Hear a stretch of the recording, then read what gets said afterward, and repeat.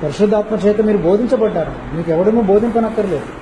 దేవుని అభిషేకం మీలో నిల్చున్నది కనుక మీకు ఎవడనూ బోధించనక్కర్లేదు. అసలు యాక్చువల్గా ఇవన్నీ ఇంతగా చెప్పాల్సిన పని లేదు అసలు. తర్వాత కొన్ని చెప్పినా కానీ మీకు అర్థం కావకూడదు. తెలుసు, నేను చెప్పిన పరిశుద్ధాత్మ దేవుడు నేను చెప్పే విషయాలని మీకు మళ్ళా ఆయన రివ్యూ చేస్తే తప్ప అవి మీకు సోకం. ఇక్కడ నేను ఎంత మొత్తుకున్నా ఎంత చెప్పినా మళ్ళా పరిశుద్ధాత్మ దేవుడు మీకు వాటిని విశదపరిస్తే తప్ప, మీకు ఆ రెవల్యూషన్ ఇస్తే తప్ప మీకు అవి అర్థం కాదు. అయితే ఆయనే నేర్పించాలని ఊరుకుంటే మళ్ళీ చెప్పడైనా అంటే ఏం చేయాలి మనం? ప్రభా ఆయన ఏదో చెప్పాడు, మరి మాకు అది నాకు అర్థం కావట్లేదు ప్రభా, నాకు అది బోధించండి ప్రభా, నాకు నా జీవితంలో రియల్ చేయండి ప్రభా అని ఆసక్తిని కనపరిస్తే అప్పుడు పరిశుద్ధాత్మ దేవుడు మనకి టీచ్ చేస్తాడు. అంటే the spirit of God makes real, the spirit of God makes the truth real in our life. So unless the spirit of God makes the truth in our life, there will not be any transformation. అంటే మనలో రూపాంతరత రావాలంటే అంటే పరిశుద్ధాత్మ దేవుడు దేవుని యొక్క సత్యాన్ని మన జీవితంలో నిజరూపం దాల్చాలన్నమాట. ఆయన ఎక్స్ప్లెయిన్ చేయాలి. అంతవరకే మనకు అది రియాలిటీలోకి రా. లేకపోతే ఏమవుతుందంటే జస్ట్ ఇన్ఫర్మేషన్ లాగా మారిపోతుంది. వి లిజన్ టు విన్నంతసేపు చాలా బాగుంటుంది, ఇన్స్పిరేషన్ కనిపిస్తుంటుంది, వావ్ అంటాం మనం. బయటికి వెళ్ళిన తర్వాత మళ్ళీ అది ఏది మనలో ఉండదు, కనబడదు. ఇప్పుడు ఇన్ని వాక్యాలు ఇన్ని బోధలు మనం వింటున్నాము. సో ఇదంతా కూడా ఇన్ఫర్మేషన్గానే వెళ్ళిపోతుంది, కానీ అసలు మన జీవితంలో ఎంత రూపాంతరం జరుగుతుంది. ఎంతమంది వచ్చిన తర్వాత నిజమేనండి లోకత్వం గురించి ఒక రోజంతా సెమినార్ చెప్పాను నేను. నిజమే లోకత్వం అంటే ఇది నాకు ఇంకా అక్కర్లేదని ఒక్కరన్నా లేచి నిలబడి లోకాన్ని తృణీకరించడానికి ముందుకు వచ్చిన వాళ్ళు ఎవరు?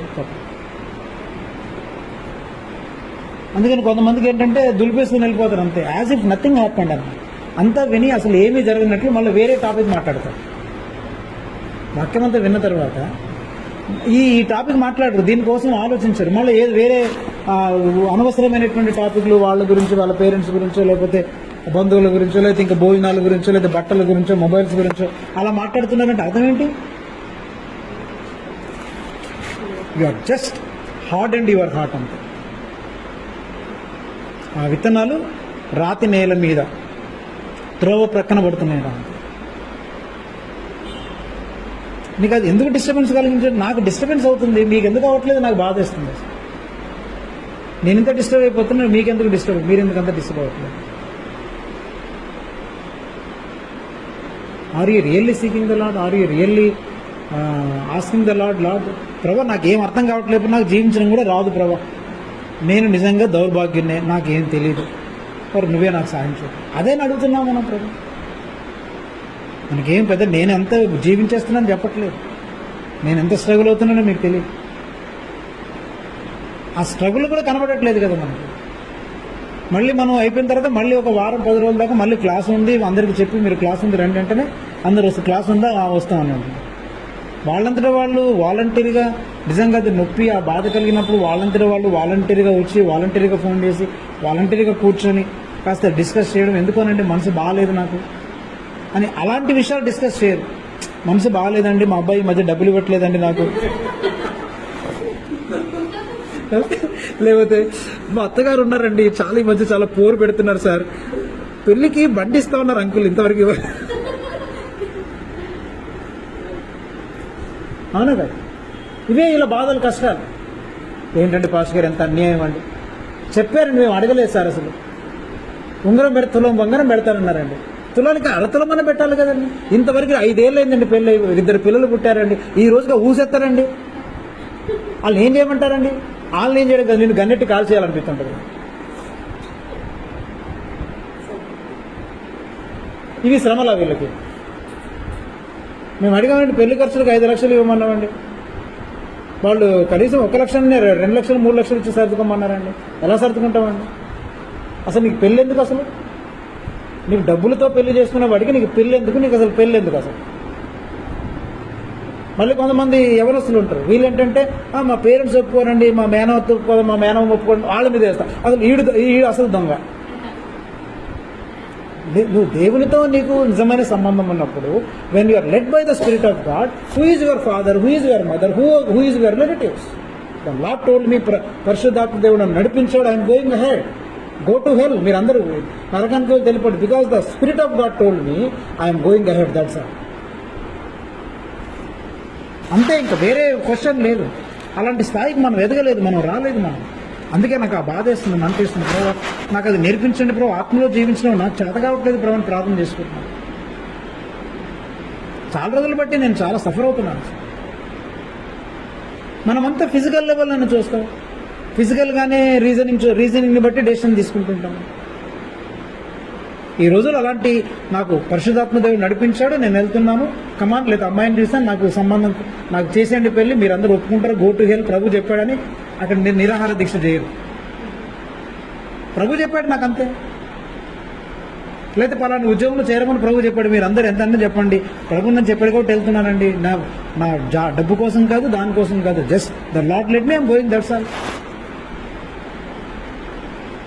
మన కృపాకర్ గారు ఉన్నారు కదా, కృపాకర్ గారి నాన్నగారు దరపడి దేవశంకర్, పాత రోజుల్లో చాలా ఈ ఈ డిజర్నింగ్ స్పిరిట్ ఆత్మలో నడిపించబడేవాళ్ళ మా భక్తులు.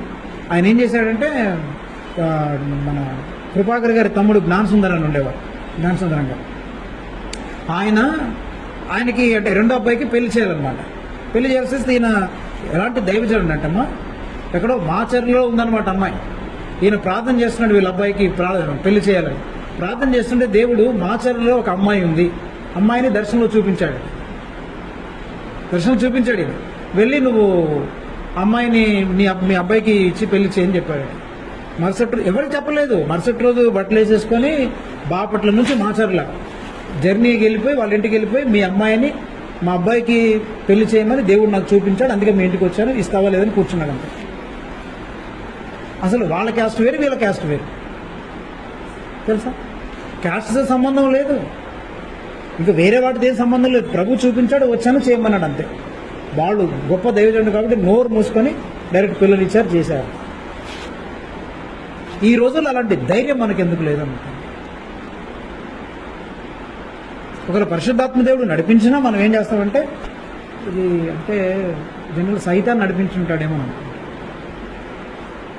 లేదా నా తలంపై ఉంటుందేమో. ఎందుకని మనం ఎక్కువగా we're occupied with the physical, we're more occupied with the physical than in spirit.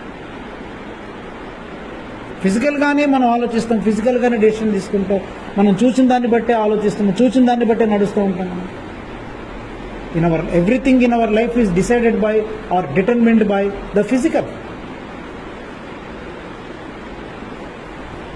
అందుకని అలాంటి ఆత్మ నడిపింపు, అలాంటి గ్రహింపు ఈ రోజుల్లో ఆత్మలో జీవించే వాళ్ళు కనబడుతుంది. అందుకని మీరందరూ కూడా అలా అడగండి దేవుణ్ణి, ప్రభు ఆత్మలో జీవించడం ఎట్లా. ఇప్పుడు యేసు ప్రభు ఉన్నాడు, 5,000 మందికి ఆహారం పెట్టాలన్నా, ఆయన మామూలుగా మనలాంటి వాళ్ళం అయితే ఫిజికల్గా ఆలోచిస్తే, ఇప్పుడు జనరల్గా 5,000 మందికి ఎంతెందుకు, మన దగ్గరికి ఉన్నట్టుండి ఒక సండే ఒక 50 మంది వచ్చి మేము అందరం భోజనానికి ఉండిపోవాలనుకుంటున్నాం అని అన్నారనుకోండి, మనం పెట్టింది 2 కేజీలు పెట్టాం, అప్పుడు ఏమవుతాం? మనం కంగారు పడతాం లేదు, వాళ్ళందరినీ వెళ్ళిపోమని చెప్పలేవు. లేదని పాస్టర్ గారు మీతో మేము ఫెలోషిప్ చేయాలనుకుంటున్నామండి, మేము భోజనం చేయాలనుకుంటున్నాం, మనం ఏమంటాం? కంగారు పడతాం లేదా? ఇప్పుడు ఏం చేద్దాం? వెంటనే ఏం చేస్తాం? నెక్స్ట్ స్టెప్ రైస్ పెట్టావు, వెంటనే ఆ మైతే ఏమంటుందంటే ఆర్డర్ ఇచ్చేద్దాం అంకుల్ అని అంటుంది. అంతే కదా, 2-3 చేసి ఈ టైంలో మనం వండలేం కూడా, టైం సరిపో కాబట్టి షార్ట్ టైం కాబట్టి ఏం చేస్తాం? ఆర్డర్ గబగబా ఆర్డర్ పెట్టేసి పోను ఒక 5-6 ఒక 10 బిర్యానీ ప్యాకెట్లు చేద్దాం, పోతే పోనని మాట లేదు. మా అయితే రైస్ అని గబగబా పెట్టేస్తాం, కంగారు పడతాం, టెన్షన్ పడిపోతాం. ఎందుకని టెన్షన్ పడతాం, ఎందుకని ఆర్డర్ చేస్తాం అంటే అక్కడ గమనించండి, అంటే we are controlled in the physical level. we think we reason in the physical realm. అంటే మన రీజనింగ్ని ఉపయోగిస్తుంటాం, ఫిజికల్ లెవెల్లో టెన్షన్ పడుతూ ఉంటాం, ఏం చేయాలి నెక్స్ట్ అని ఆలోచించి మనం చేయదలసింది చేస్తాం. కానీ యేసు ప్రభు 5,000 మందికి భోజనం పెట్టాలనుకున్నప్పుడు అక్కడ బడ్జెట్ లేదు, ప్లానింగ్ లేదు. అంతేందుకు సరే మనకే ఒక వచ్చే వారంలో 50 మంది వస్తారని తెలిసిందనుకో, లేదా ఉన్నటువంటి 50 మంది వచ్చిన తర్వాత మనం ఏం చేస్తాం? జనరల్గా ప్లాన్ వేసుకుంటాం, బడ్జెట్ చేసుకుంటే ఇంతమంది వస్తే ఎంత వండాలి, ఎంత చికెన్ వండాలి, ఎంత సాంబార్ చేయాలి, ఇవి ఎవరెవరికి అప్పగించాలి, ఎవరు చేస్తారు అని అంతా మనం ఆలోచిస్తాం లేదు, ఇదంతా కూడా మనం ప్లానింగ్ చేస్తాం. కానీ యేసు ప్రభు 5,000 మంది వచ్చి కూర్చున్నా కానీ ఆయనకేం టెన్షన్ లేదు. శిష్యులందరూ ఇంతమంది ఉన్నారు, వాళ్ళని తోలేసేయండి అన్న ఇంటికి. వాళ్ళని ఎక్కడ పంపించేస్తే వాళ్ళకి అందరికీ మనం భోజనం పెట్టాం. అందుకని Jesus Christ was living in the spirit కాబట్టి, అండ్ హీ వాజ్ నాట్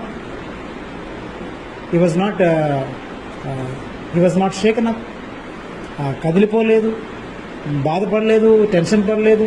అయ్యో బడ్జెట్ ఎంత, మనకి ఎంత కావాలి, ఇప్పుడు ఏం చేయాలని కంగారు లేదు, కలవరపడలేదు. జస్ట్ ఏముందంటే మీ దగ్గర ఏమున్నాయి, రొట్టెలు ఉన్నాయి, కూర్చోబెట్టండి, అయిపోయింది. అంత సింపుల్గా చెప్తున్నా చూడండి. కూర్చోబెట్టండి అయ్యా. 5 రొట్టెలు తీసుకున్నాడు, ప్రార్థన చేశాడు, పని చేయండి అన్నాడు. అదేంటి ప్రభావం? 5 రొట్టెలు 2 చేపలు ఇంత 5,000 మందిని కూర్చో ఎక్కడ సరిపోతాయి మీకు అసలు? మనం అలా చేయగలం. 50 మందిని కూర్చోబెట్టి 2 కేజీల రైస్ మనం సర్దగలం. ఒకవేళ నేను సర్దమని అన్నాను అనుకోండి, మీరేమంటారు? అంకుల్ ఎలా సరిపోద్ది అంకుల్, కనీసం ఇంగిత జ్ఞానం అయినా ఉండాలి కదా. వేసదా? మీరు ముందు వెంటనే ఇచ్చేస్తారు మీరు సలహాలు. చాలదు బ్రదర్ 2 కేజీలు అని అంటారు లేదు. అంతేగాని సరే పెడదామని అనరు మీరు. చాలదండి, ఎలా సరిపోద్దండి ఇది అని అంటారు వెంటనే. అంటే నాకు ఉన్న కాస్త విశ్వాసాన్ని కూడా మీరు వేడి నీళ్ళు తీసుకొని చల్లారి చేస్తారు కంప్లీట్. కాస్త కూస్త ఎరుగుతుంది అనుకో, బకెట్ నీళ్ళు తీసుకొచ్చి పోసేస్తారు. అందుకే నీకు ఆ విశ్వాసం వీళ్ళు నువ్వు కూడా బాగా ఆలోచించమంటారు. చూసారు, యేసుప్రభు అద్దరికి వెళ్ళాలంటే ఆయనకి షిప్, ఓడ లేదు, పడవ లేదు, దోణి లేదు. మరి బయటకు వెళ్ళాలంటే దోణి లేదు, ఏం చేద్దాం? నడుచుకుంటూ వెళ్దాం, నీళ్ళ మీద నడుచుకుంటూ వెళ్ళిపోయాడు, అంతే. As simple as it is.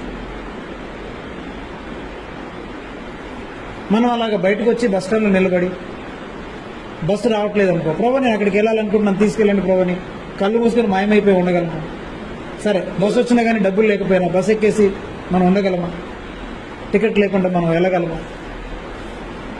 Petrol అయిపోయింది అనుకో, మనం ఏం చేస్తున్నాం? ఎవరికన్నా ఫోన్ చేసి మళ్ళీ పెట్రోల్ తెప్పించుకొని పెట్రోల్ పోసుకొని వెళ్తాం తప్ప, పెట్రోల్ లేకపోయినా లేవా పర్లేదు నీళ్ళు వేసేద్దాం, నీళ్ళు వేసుకొని స్టార్ట్ చేద్దాం అని అనగలమా? ఇవి జరిగాయి, ఒరిజినల్గా జరిగాయి. ఈయన గారు చెప్తుంటారు, ఇక్కడెక్కడో నార్త్ ఇండియాలో సిమ్లా దగ్గర ఆ ప్రాంతం, హిమాచల్ ప్రాంతంలో వాళ్ళకి వెళ్తే పెట్రోల్ అయిపోయింది. బైక్ మీద వెళ్ళారు, పెట్రోల్ అయిపోయింది. పెట్రోల్ అయిపోయిన తర్వాత ఏం చేయాలో అర్థం కాదు. అక్కడ మొత్తం అడవి, అక్కడ పెట్రోల్ దొరకదు, ఏం దొరకదు, బండి వదిలేసి రాలేరు, అలా అని చెప్పి బండి మీద వెళ్ళలేరు.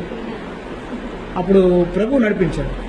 సో అందులో నీళ్ళేమన్నాడు, వాళ్ళు 2-3 లీటర్లు తీసుకుని వచ్చేసి అక్కడ బోరింగ్ ఉంటే అక్కడికి వెళ్ళిపోయి నీళ్లు కొట్టుకొచ్చేసి నీళ్లు నిండా నింపేసి పెట్టేసి ప్రార్థన చేసి స్టార్ట్ చేశారు. 150 కిలోమీటర్లు ప్రయాణం చేశారు అప్పుడు.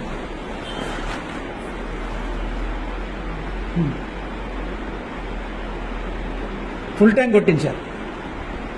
ఇది పెట్రోల్ కాదు, వాటర్, ఫుల్ ట్యాంక్ వాటర్ అన్నమాట. వెళ్ళారు. మరి అంటే నేను అనేది, నేను మిమ్మల్ని నిందించట్లేదు, మిమ్మల్ని తప్పుపట్టట్లేదు, మనల్ని మనం నిందించుకోవాలన్నారు. నన్ను నేను నిందించుకుంటున్నాను. మరి మన దగ్గర ఎందుకు ఇవి జరగట్లేదు ప్రభు? అది నా ఏడుపు. ఇప్పుడు మిమ్మల్ని ఎవరు రమ్మన్నాను, మీకు బండి లేదనుకోండి, ఏమంటారు? బండి లేదండి అందుకే రాలేకపోతున్నాను అంటే, బండి ఉంటే వస్తారనమాట, బండి లేకపోతే రారు, అంతే కదా.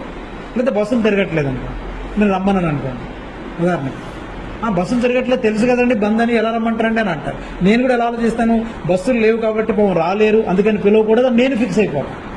అంటే ఇప్పుడు నేను కూడా ఫిజికల్ లెవెల్లో ఆలోచిస్తున్నాను, మీరు కూడా బంద్ కాబట్టి బస్సులు లేవు కాబట్టి ఫిజికల్ లెవెల్లో ఆలోచిస్తున్నాను. ఒకవేళ ఆత్మదేవుడే నన్ను ప్రేరేపిస్తున్నాడు అనుకో పిలవమని, నేను పిలవను. ఆత్మదేవుడే మిమ్మల్ని వెళ్ళమని ప్రేరేపిస్తున్నాను అనుకో, మీరు స్పందించరు. అందుకే మనం అంతా కూడా మన డెసిషన్స్ అవన్నీ కూడా ఫిజికల్ రెలంలోనే మనం ఆలోచిస్తున్నాం తప్ప స్పిరిచువల్ రెలంలో ఆలోచించట్లేదు. అందుకని we are led by money, we are led by reasoning, we are led by things, we are led by our property, we are led by our talent, wisdom, knowledge. We are not led by the spirit of God. అందుకే ఇవి చూడనంత వరకు మనకు వాక్యం అర్థం కానట్లేదు. అందుకే మన మధ్యలో దేవుని రాజ్యపు శక్తి కనబడట్లేదు. పాటలు, ప్రసంగాలు, కూడుకోవడాలకి ఏం తక్కువ లేదు, తెగ ఊడుకుంటున్నాం మనం. రేపు రమ్మంటే మళ్ళీ రేపు వచ్చేస్తారు.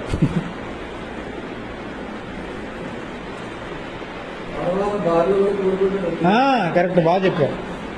వారం బార్లో కూడా కూడుకుంటారు కదా, వారాన్ని రోజు కూడుకుంటారు.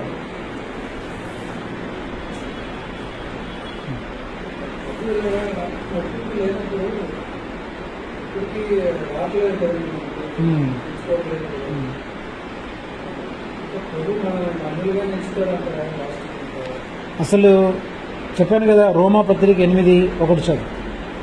రోమపత్రిక 1 అది చాలా టెరిఫిక్ స్టేట్మెంట్ తెలుసా. అది నేను నా నోటితో చెప్పాను, కానీ నువ్వు వాక్యం చదివే చెప్తాను నేను, ఎందుకంటే నా నోటితో చెప్తే బాగోదు. ఇంగ్లీష్లో చదవ. ఇంగ్లీష్ ఉందా?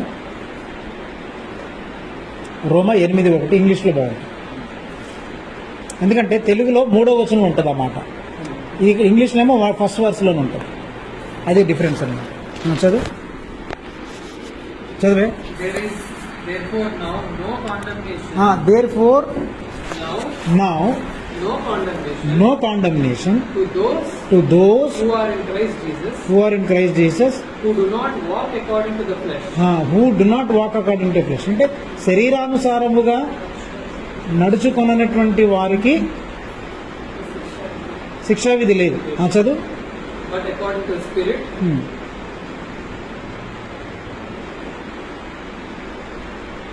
For the law of the Spirit of life. అంతే.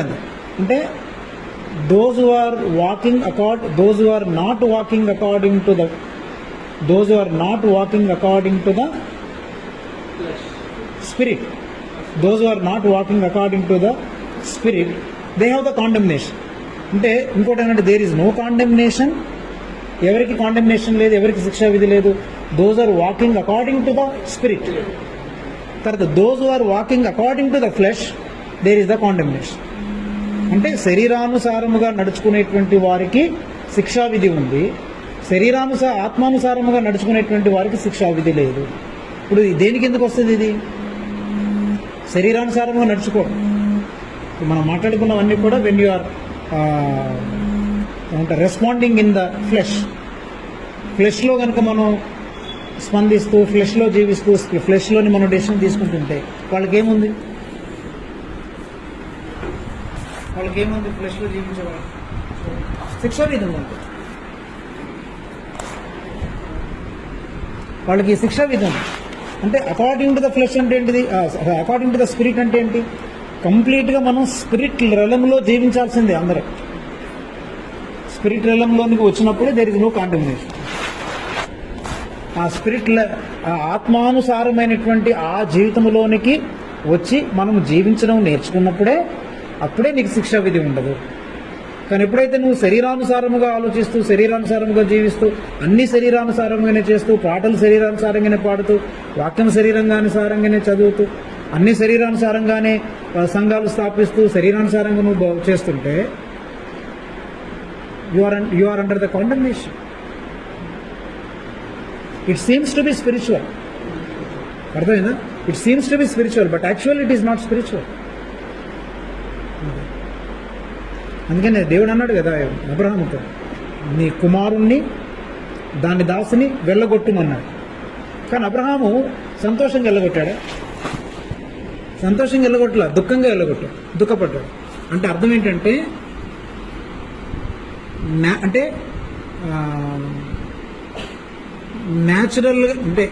న్యాచురల్ విషయాలని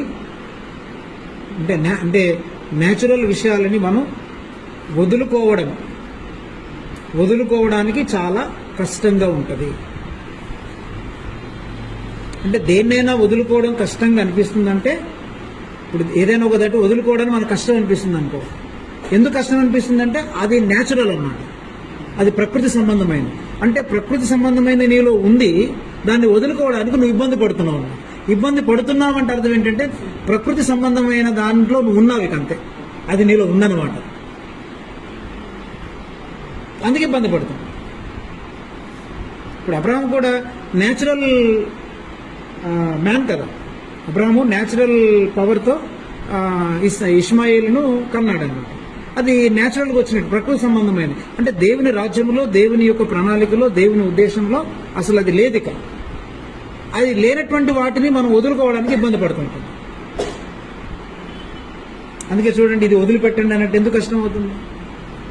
అంత పెద్ద ఉద్యోగం నీకెందుకు, అంత జీతం నీకెందుకు, అంత పెద్ద పొజిషన్ నీకెందుకు, దాన్ని వదులుకోమంటే కష్టం అవుతుంది. ఎందుకని? దాన్ని బట్టి తెలుసుకోవచ్చు. అంటే నీకు అది కష్టం అవుతుందంటే it is natural, which is not in the will of God. అది దేవుని చిత్తంలో లేదు, దేవుని ద్వారా ఇవ్వబడింది కాదు అనేది స్పష్టం అయిపోతుంది. ఇబ్బంది పడలేదు.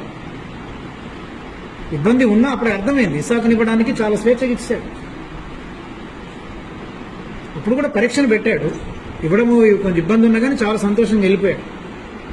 ఎందుకంటే దేవుడు ఇచ్చాడు, ఆయన దానికి ఇస్తున్నాను. ఆయనకి ఏంటంటే దేవుడు ఇస్తాడని ఒక నమ్మకం ఉంది. ఇష్మాయిల్ని కంప్లీట్గా వెళ్ళిపోమన్నాడు, వెళ్ళగొట్టేయమన్నాడు కదా, ఇంకెప్పుడు ఉండడు.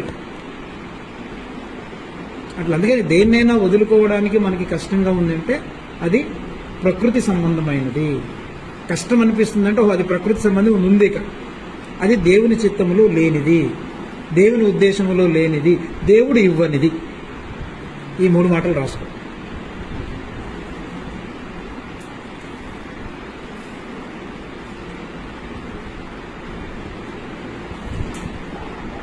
దేన్నైనా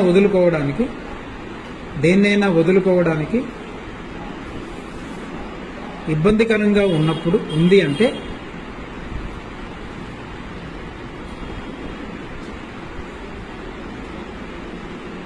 దేన్నైనా మనం వదులుకోవడానికి లేక విడిచిపెట్టడానికి ఇబ్బందికరంగా ఉందంటే అది ప్రకృతి సంబంధమైనది అని అర్థం. అది ప్రకృతి సంబంధమైనది అని అర్థం.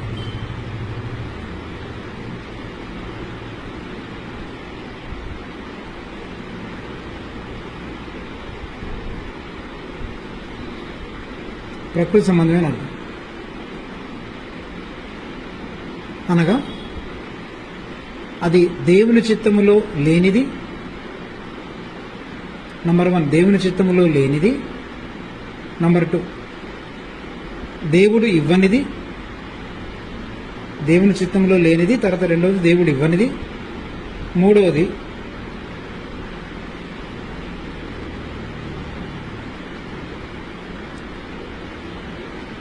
దేవుని ఉద్దేశంలో లేదు, దేవుని ప్రణాళికలో లేదండి. దేవుని ప్రణాళికలో లేదు. It is not in the plan of God. It is not in the plan of God. It is not given by God. It is not in the will of God. అంటే అలా ప్లాన్లోనూ లేదు. ఇంకోటి గమనించాలి, ఇక్కడ మనకి షాకింగ్ ఏంటంటే ఆయన ఉద్దేశించని దానిని, దేవుడు ఉద్దేశించనిది ఏదైనా, అది ఎంత మంచిదైనా, ఎంత గొప్పదైనా, ఎంత ఉన్నతమైనదైనా, ఎంత గ్రేట్ అయినా, ఎంత ఉపయోగకరంగా ఉన్నా కానీ దేవుడు దాన్ని అనుమతించడు, తీసిపడేస్తాడు.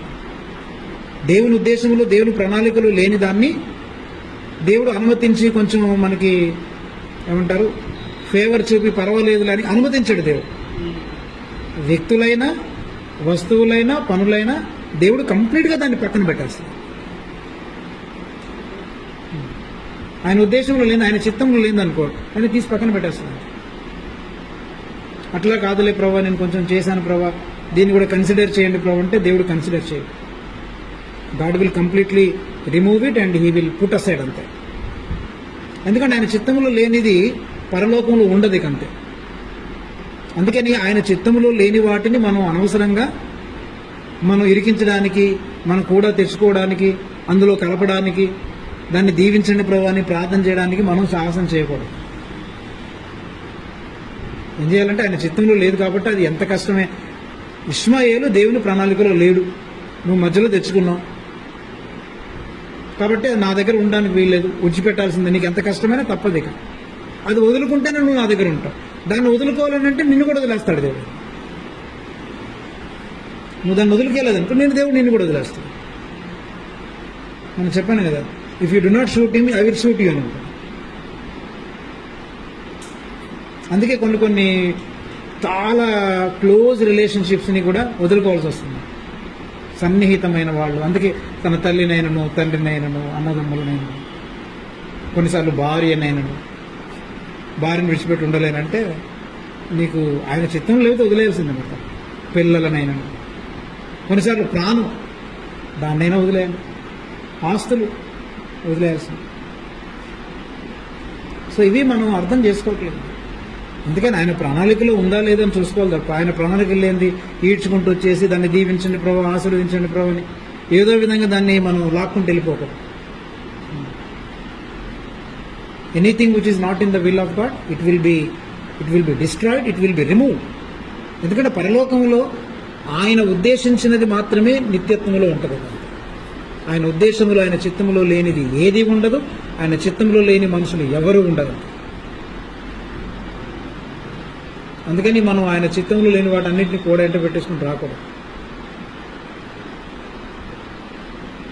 ఎందుకంటే ఇది ఇరుకు మార్గం, నువ్వు ఒక్కడివే పడతావు. చాలా ఇబ్బంది పడుతుండాలి, మరి కష్టమే. సులువు అని కూడా చెప్పావు. చాలా ఈజీగా ఉందండి, దేవుడు నమ్ముకున్నప్పుడు నుంచి చాలా ఆశ్రయించబడ్డానంటే నువ్వు విశాల మార్గంలో ఉన్నట్టు. విశాల మార్గంలో ఫ్రీడమ్ ఉంటుంది, ఎక్కడికైనా వెళ్ళొచ్చు, ఏవైనా వెళ్ళొచ్చు, ఏ పనైనా చేయొచ్చు, అన్నిటికీ కొట్టవచ్చు, ఎవరిని ప్రేమించనక్కర్లేదు, మన ఇష్టం. ఇదంతా విశాల మార్గం. దేవుడు దీవించాడు, ఆస్వాదించాడు, నా ఇష్టం, ఏదైనా చదువుతాను, ఏదైనా ఉద్యోగం చేస్తాను, ఎక్కడికైనా వెళ్తాను. విశాల మార్గంలో you will have the freedom. ఇరుకు మార్గంలో అవన్నీ చేయడానికి లేదు, రిస్ట్రిక్షన్స్.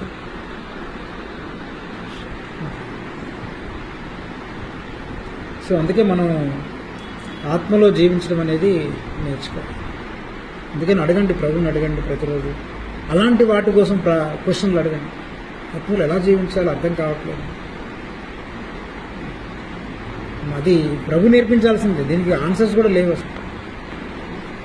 అయితే మనకు ఎందుకు అవ్వట్లేదు, ఎందుకు ఇది రావట్లేదు అంటే మనం ప్రభువు చెప్పిన వాటిని వదులుకోమన్న వాటిని వదులుకోవట్లేదు. మనం దేని ఒక దాన్ని గట్టిగా పట్టుకొని వేలాడుతుంటాం. మన అందరిలో ఏదో ఒకటి మనకి అతి సమీపంగా చాలా ఇష్టమైనది ఒకటి ఉంటుంది.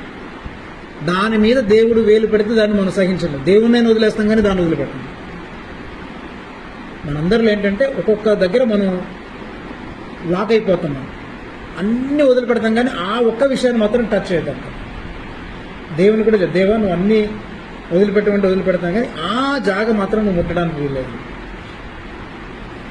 దేవుడు ఏంటంటే మనకు ప్రియమైనటువంటి వాటి మీద వేలు పెట్టి దాన్ని వదిలేయమంటాం, మనం వాటిని వదులుతాం. ఒక్కొక్కరికి ఒక్కొక్కటి ప్రియమైనది ఉంటుంది, అదేంటో నాకు తెలియదు. వాటిని వదులుకున్నాం. అందుకని ప్రభు నిమిత్తమై సమస్తాన్ని వదులుకోవడానికి రెడీగా ఉంది. ప్రభు చూపించినప్పుడు దాన్ని విడిచిపెట్టడం చేత కాకపోతే ప్రభుని అడిగి, లేదా ఒకరిద్దరితో కలిసి ప్రార్థన చేసి నేను ఇది విడిచిపెట్టలేకపోతున్నానండి అని మనం ప్రభు దగ్గర ఏడిస్తే తప్పకుండా అది పోతుంది. తర్వాత ముందు ఏంటంటే మనం అందుకని ఆత్మానుసారముగా జీవించే వాళ్ళకు మాత్రమే కాండెమ్నేషన్ ఉండదు. No doubt about it. కాదు, నువ్వు ఫ్లెష్ పరంగా జీవిస్తుంటే నీ కాండెమ్నేషన్ ఉంది. ఫ్లెష్ లాంటి ఇవన్నీ వస్తాయి. ఇంకా ఫ్లెష్ అంటే అసలు ఈరోజు అవన్నీ చెప్దాం అనుకున్నాను మీకు, బట్ నెక్స్ట్ వీక్ ఇంక చెప్తాను. అంటే ఫ్లెష్ అంటే ఏంటి, ఫ్లెష్లో జీవించడం ఏంటి, ఎలా జీవిస్తాం మనం, ఫ్లెష్ని ఎట్లా మనం ఓవర్కమ్ చేయాలి, అవన్నీ చెప్తాను.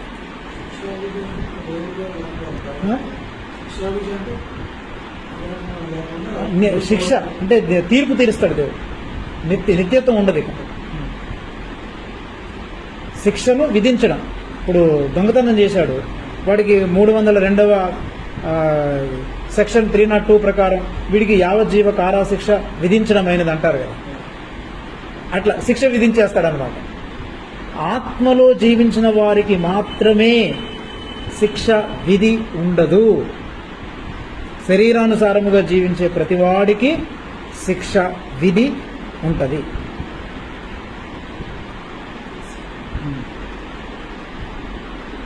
That is the final judgement.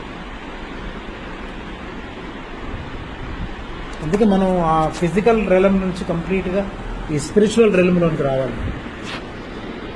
ఆత్మలో జీవించడం నాకు నేర్పించండి ప్రభు అడగాలి. పర్వాలేదు, మనం వెంటనే రానక్కర్లేదు, రాకపోయినా కంగారు పడనక్కర్లేదు. ప్రభు చూసేది ఏంటంటే ముందు వీడికి ఆసక్తి ఉందా, ఊరికనే క్లాస్ కోసం ఆరాటపడుతున్నాడా, లేదా ఏదో ఒకటి కొత్త విషయం తెలుసుకోవాలనుకుంటున్నాడా, ఆత్మలో జీవించాలనుకుంటున్నాడా, దాని కొరకు ఎంత ప్రయాసపడుతుంది. తర్వాత మనకు ప్రభు చూపిస్తాడు కొన్ని పాపాలు.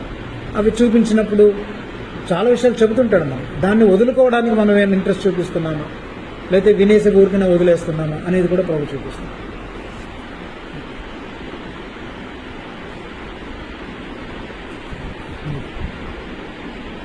ఎందుకంటాడు ఇంగ్లీష్ బైబుల్లో దోజ్ అంటే there is no condemnation those who walk not according to the flesh but according to the spirit.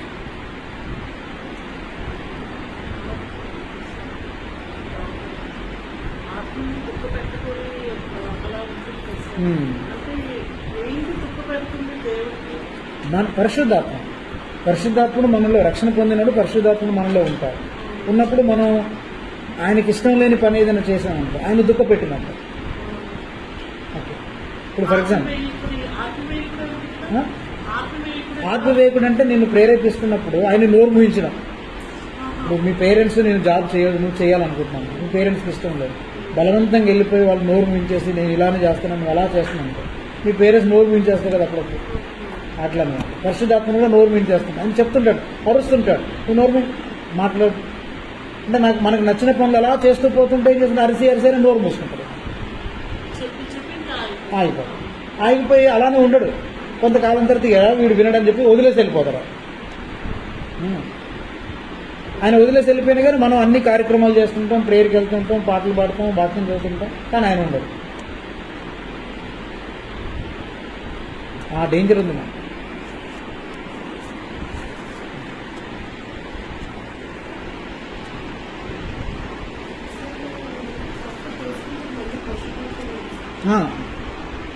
అంటే యాక్చువల్గా పరిశుద్ధాత్మ దేవుడు అంత ఈజీగా పోడు. ఒకసారి వచ్చాడంటే ఆయన పోడు. నిజంగా నీలోనికి వచ్చిన వ్యక్తి అయితే కొంతకాలం నువ్వు తప్పులో ఉన్నా మళ్ళీ వెంటనే నువ్వు రియలైజేషన్కి వస్తావు. That is a symbol. కానీ నువ్వు కన్సిస్టెంట్గా కాన్స్టెంట్గా if you are continuing in the same sin consistently and constantly then there is a doubt that you are not born again even. ఒక వ్యక్తి కన్సిస్టెంట్గా కాన్స్టెంట్గా కంటిన్యూస్గా వాడు ఆ పాపంలో కొనసాగుతున్నాడంటే కన్సిస్టెంట్గా అదే పాపంలో ఎంత చెప్పినా వినకుండా ఉన్నాడంటే అర్థం ఏంటంటే అసలు పరిశుద్ధాత్మనే రాలా వాళ్ళు. పరిశుద్ధాత్మ ఉన్నోడు ఏం చేస్తాడంటే తప్పులు చేయడం కదా, అప్పుడప్పుడు తప్పులు చేస్తాడు, పడిపోతుంటాడు, మొండితనం చూపుతుంటాడు, కానీ వాడు కన్సిస్టెంట్గా కాన్స్టెంట్గా ఉండలేడు. ఏదో ఫర్ ఏ వైల్ అట్లా తప్పు చేయొచ్చు, పడిపోవచ్చు, but he will come out of. అప్పుడు మనం దుఃఖపరిచినప్పుడు బాధపడతాడు, ఉంటాడు, మళ్ళీ మనల్ని రెక్టిఫై చేస్తాడు.